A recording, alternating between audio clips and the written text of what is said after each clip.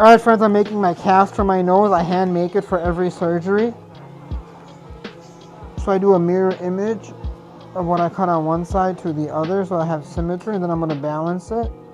But this is how you make the cast, or how I make it for rhinoplasty. Now some doctors use casts from the packaging.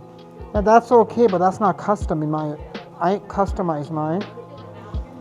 Now I'm going to go, I measured this once, I'm going to measure it again to get the right height now.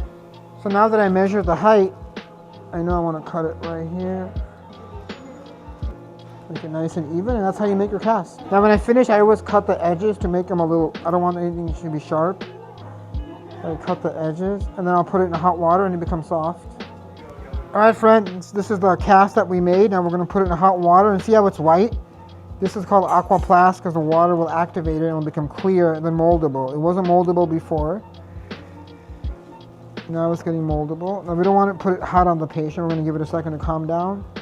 Now we're going to go ahead and put the cast on the patient.